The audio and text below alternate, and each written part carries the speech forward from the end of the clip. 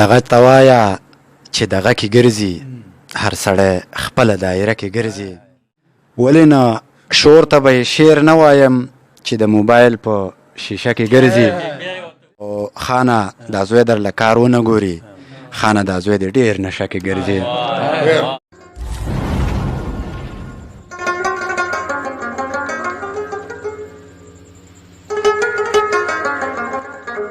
کلام وړاندې کړي سید سرور خیال.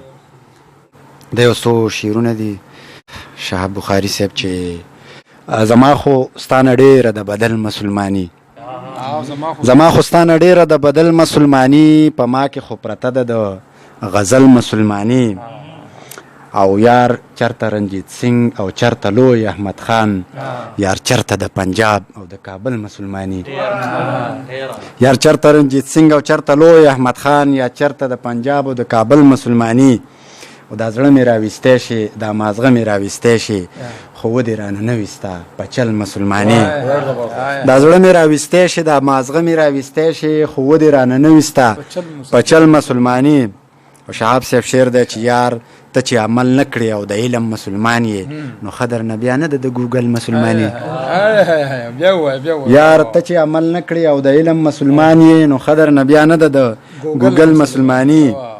او زمونږ خو ضمیر دویم نمبري نه مني یار پابند صاحب، زمونږ خو ضمیر دویم نمبري نه مني یار، او دلته دویم نمبر یې د اول مسلماني.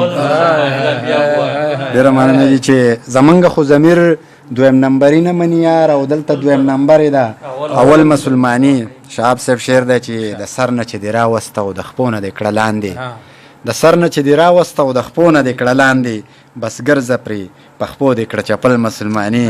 زما خو ستانه ډېره د بدل مسلماني، په ما کې خو پرته ده د غزل مسلماني. دغه ته وایه چې دغه کې ګرځي، پابند صاحب دغه ته وایه چې دغه کې ګرځي، هر سړی خپله دایره کې ګرځي.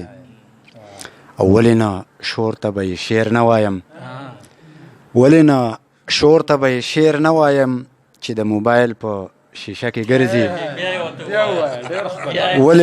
ولې نه ډېره مننه سر، ډېره مهرباني چې ولې نه شور ته به یې شعر نه وایم چې د موبایل په شیشه کې ګرځي. او خانه دا زوی در له کار ونه ګوري، خانه دا زوی د ډېر نشه کې ګرځي. ډېره مننه جی خانه دا زوی در له کار ونه ګوري، خانه دا زوی د ډېر نشه کې ګرځي. او پابند صاحب شعر دی چې ښځې که ته پرده کې نه ګرځې نو، ښځې که ته پرده کې نه ګرځې نو، خیر دی خاوند به دې پرده کې ګرځي. ډېره مننه جی چې ښځې که ته پرده کې نه ګرځې نو، خیر دی خاوند به دې پرده کې ګرځي. او شعر دی چې د سپین سړي ته وایه ځان دې ساتي، د سپین سړي ته وایه ځان دې ساتي، او تور سړی در پسې شپه کې ګرځي. او شعر دی چې کله بشلو دا د بیلتون کانټه تار، کله بشلو دا د بیلتون کانټه تار، دا یو ارمان مې هر وخت زړه کې ګرځي. او زخمی صاحب شعر دی چې خامخا ځنې خو به سوځي که نه، خامخا ځنې خو به سوځي که نه، شکر دی خیال ښه خوري پخه کې ګرځي. دغه ته وایه چې دغه کې ګرځي، هر سړی خپله دایره کې ګرځي.